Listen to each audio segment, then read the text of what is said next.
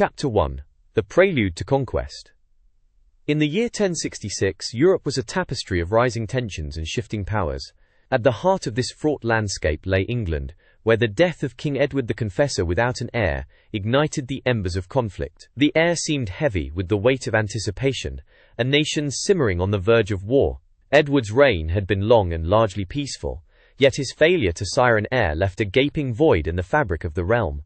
He was remembered as a ruler who preferred the cloisters to the courts, a man of deep piety, but distant from the art of governance. With his demise, England hovered in a precarious liminality, bereft of direction, and vulnerable to ambition's ravenous appetite. The English nobility, hungry for continuity, crowned Harold Godwinson, a powerful earl and close relative to the late king. Harold, adept in the craft of statecraft and diplomacy, would find himself ensnared in the web of his ascent. Yet across the Channel, another claimant prepared to assert his claim through fire and blood. William, Duke of Normandy, was a man with unwavering resolve. He grounded his claim in promises he insisted Edward had made to him during visits to Normandy long ago. William's aspirations were no mere whims, but the firm foundations of a plan years in the making. In him, Viking heritage danced with Frankish influence, creating a leader marked by strategic acumen and a cunning mind. And as if the spectre of invasion from Normandy were not enough, the north chimed with the war cries of Harald Hardrada, the formidable king of Norway.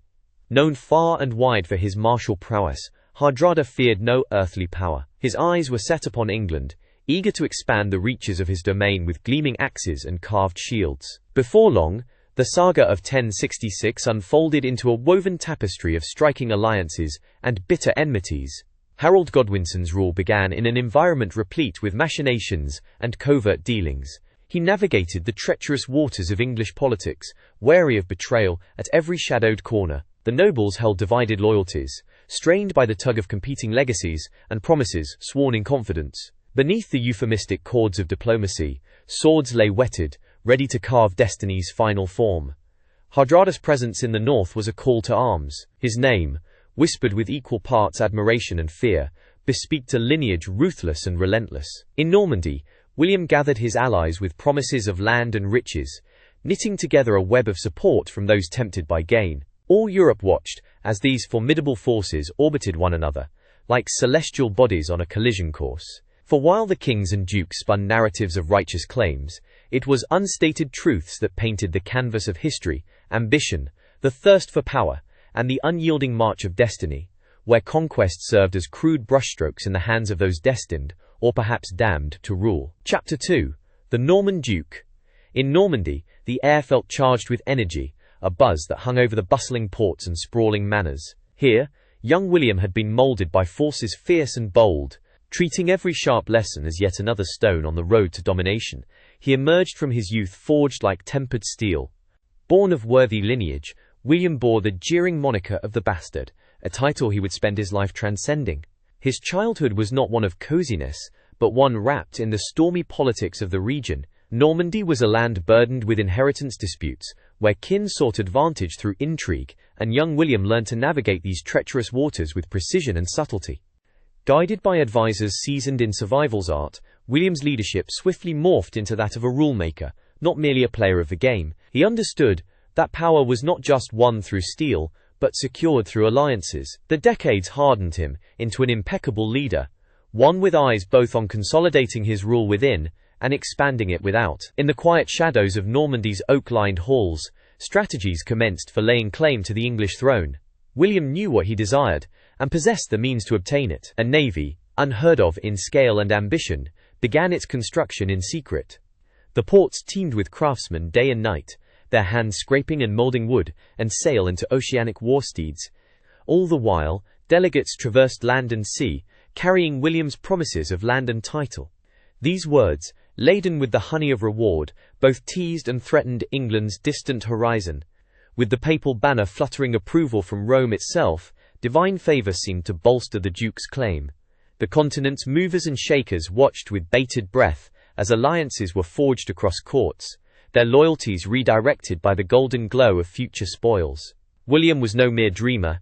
Each stroke of his plan was steeped in meticulous preparation. He visualized not only the invasion, but the restructuring of England under his command. His ambition was not to conquer, but to create a new world where his Norman lineage would seed a legacy enduring beyond the clamor of battles. Sailors and soldiers, lured by promises of wealth and fortune, thronged to serve him, swearing fealty to the Duke whose vision was as compelling as it was audacious. The tapestry of conquest thus gathered color and form, as sly whispers of impending invasion began to ripple across the Channel. For among the armories and naval workshops, a silent storm brewed, one that would redefine not only a kingdom but the trajectory of an entire continent. Chapter 3. The English noble in England, the reins of power, had been swiftly seized by Harold Godwinson, a man of considerable stature both physically and politically. The Godwin family, from which Harold hailed, had long been influential, commanding respect from the shores of Sussex to the highlands of Mercia. Harold's ascendancy was as much a result of his family's strategic marriages as his own prowess in the fields of diplomacy and warfare. The new king was a study in contrasts, strategically aged beyond his years, yet driven by a youthful fire for stability and reform. His vision for England extended beyond mere survival on the international stage. He aspired to craft a realm unified under his leadership. Every decision he made was marked by a deep understanding of his kingdom's fractious nature, one where rival earls wove intricate plots like weavers of old. Harold possessed the wisdom to understand that the weight of his crown rested upon the loyalty of his countrymen. With threats looming from abroad, he knew his true strength lay in the hearts of the English people, whom he endeavored to protect with diligence and might. Defensive lines along the coast swelled under Harold's command, in wary anticipation of foreign sails on the horizon. The eyes of his spies were ever vigilant, reporting on William's movements and Hardrada's advances.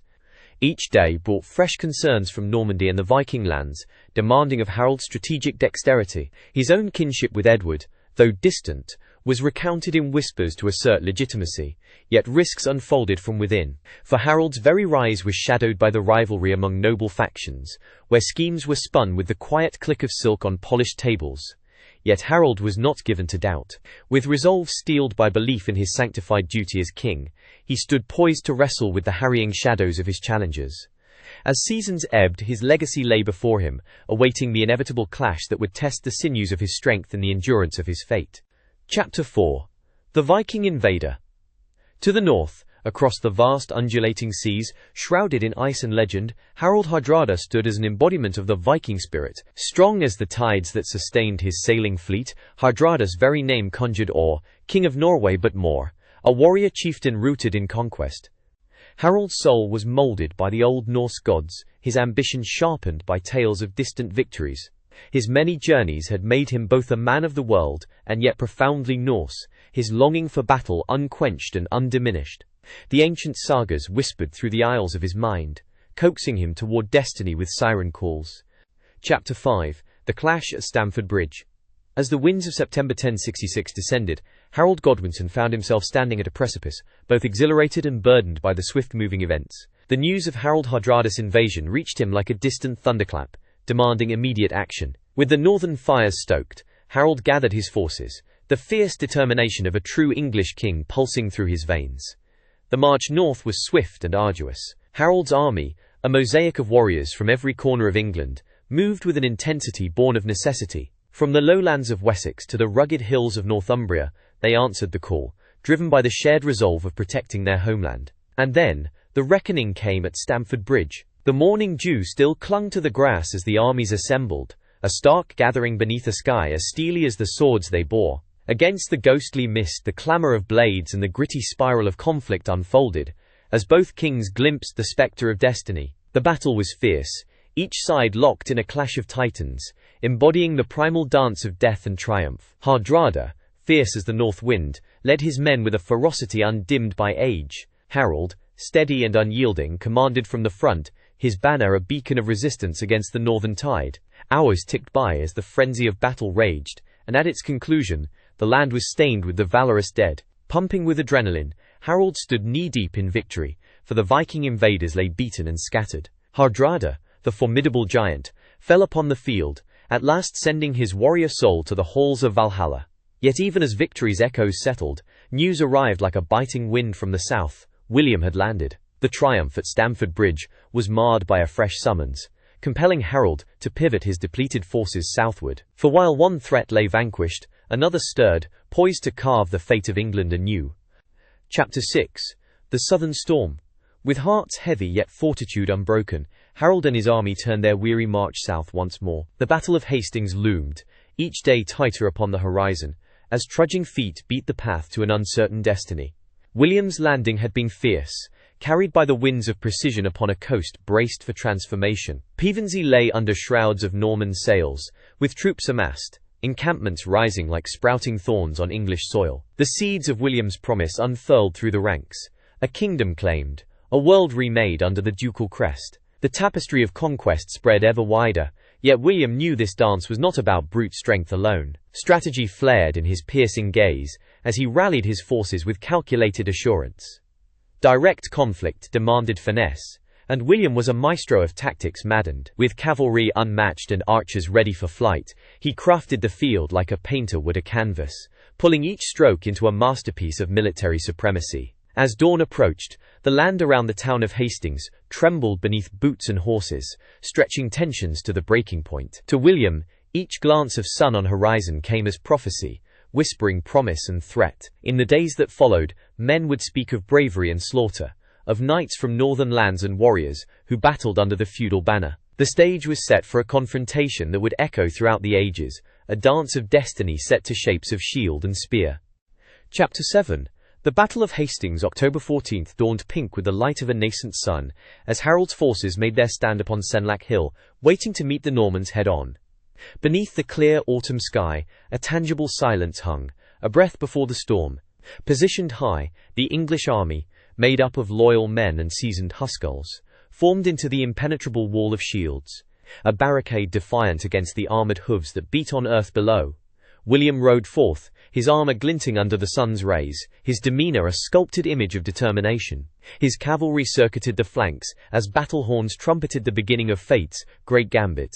The opening clash reverberated with shattering sound, an orchestra of chaos led by commanders on both sides. First arrows flew a summer of steel, descending upon men whose breaths echoed in shouts. The line of shields held firm, a barricade of flesh and iron. But the skill of William's horsemen was unmatched. Their feigned retreats, a dance of strategy that stretched English ranks perilously thin. As momentum seesawed across the field, moments seemed borne pregnant with promise and despair. Through the haze of conflict, pivotal moments emerged. Norman knights charged with the fury of their ancestors, while English axes cleaved through armor with relentless ferocity. The battlefield was alive, pulsing with the rhythm of steel, and the cries of men locked in the timeless embrace of warfare. Harold, resolute and unyielding, remained at the heart of the fray, his presence a beacon for his men. Yet, amidst the swirling chaos, fate chose its moment with a dispassionate hand. An arrow, loosed from a Norman bow, found its mark in the king's eye, felling him in the midst of his valiant stand. The sight of their fallen leader sent ripples of despair through the English ranks. What had been a stalwart defense began to falter, the cohesion of Harold's army unraveling in the absence of their guiding light. William, seizing the moment with the instinct of a predator, pressed his advantage, pushing the attack with renewed vigor. As dusk fell, the battlefield lay strewn with the broken remnants of men and ambition, the victory unmistakably claimed by the Norman Duke. William stood victorious, the weight of his triumph tempered by the knowledge of the dawn's new burden, the transformation of England. Chapter 8. The Dawn of a New Era. With the battle won, William's vision began its transformation from concept to reality. The land he now claimed as his own demanded both strength and subtlety to secure. The conquering Duke set about the task with the astuteness that had brought him thus far. Fortifications rose from the ashes of battlefields, castles planting the seeds of Norman authority. These strongholds symbolized not only dominance, but the inexorable shift toward a feudal England, reshaped by continental influences. With these, William ensured his realm was bound together under the unwavering vigilance of his loyal barons. The reshaping of governance brought profound change. Lands were parceled out to reward those sworn to him, a redistribution that diluted indigenous power and crystallized Norman rule. Laws were recast, aligning with the invaders' customs, crafting a legacy steeped in complexity and consequence. Yet, the Norman Duke was more than a conqueror. He was a ruler with vision. Efforts to blend multicultural heritage into a unified identity began, ruling with a combination of force and integration. The melding of Norse and French with Anglo-Saxon elements grew into the scaffolding of a new, emergent English culture. The great tapestry of change wove through every aspect of life, from architecture to language, leaving indelible marks on the conquered land. For as levers of control shifted, so did the threads of the populace, who began to speak in tones resonant with new dialects and traditions. Chapter 9. Resistance and Resilience.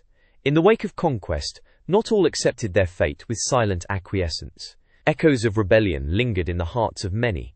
As small pockets of resistance emerged, challenging the new order with defiance. Harold's legacy, though forcibly closed, ignited the spirit of opposition. Guerrilla warfare erupted in corners of the kingdom, led by figures whose names melded into myth and history. These acts of defiance, though often quelled, were testament to an enduring hunger for sovereignty, a fire that smoldered beneath the surface of Norman rule. Yet, William, in commanding this New England, proved adept at both subduing uprisings and recognizing the value of integration where possible. His rule, while at times harsh, was marked also by the willingness to adapt and co-opt, acknowledging the necessity of balance between suppression and conciliation. In this turbulent epoch, Europe watched as England's landscape knitted threads of survival and transformation into a complex quilt, resilient to the seams. With the friction of change came innovation, as towns rose around the steadfast castles, commerce bustling in newfound prosperity. Chapter 10. The Legacy of 1066. As years passed, Normandy's duke became England's king, his imagery woven into the very marrow of the nation. William's rule, firm and inescapable, laid foundations that would prove pivotal in shaping Europe's future. The England of old had become a kingdom reborn, where cultural forces intersected on an axis of past and future. Its legal system evolved, echoing the Norman influence, with new practices coexisting alongside surviving traditions. The confluence of experiences enriched the civil tapestry, setting paradigms that informed governance for generations. The legacy of 1066, imbued with William's ambition and relentless quest for power, left an imprint that penetrated deeper than mere conquest. It denoted the beginning of an epoch, a significant reorientation in medieval European politics and society. The merging of cultures at the edges of power and identity stitched together a nation poised for the milestones to come. In this landscape infused with history's echo, monuments endure, stories spun around the fires of Saxon hearths and cemented by Norman stone. The legacy of that transformative year became a cornerstone of English history, the point at which the tides of destiny forever shifted. As generations passed, the memories of Harold, William, and Harold Hardrada lived on in the annals of history and the whispers of ancestral tales. The Battle of Hastings emerged not just as a fateful instant of conquest, but as the crucible from which modern England was forged. In classrooms and around firesides, the tale of 1066 was recounted, a rich narrative tapestry woven with threads of ambition, courage, and the relentless pursuit of power. It spoke of individuals who shaped nations and carved the future with the edges of swords and the steel of their wills. In the enduring echoes of 1066, one finds the emergence of a new world, where the lessons of the past became the blueprint for progress. For within the legacy of that epoch lies a testament to the resilience of a people and the inevitability of change, an indelible reminder that history, like the tides, can never be truly halted or only navigated. Thus concludes 1066, the Epoch of Change, a saga of warfare, politics, and the enduring spirit of those who dared to alter the course of history. The echoes of those tumultuous times continue to reverberate today, a reminder of the formidable power of ambition and the unyielding march of destiny.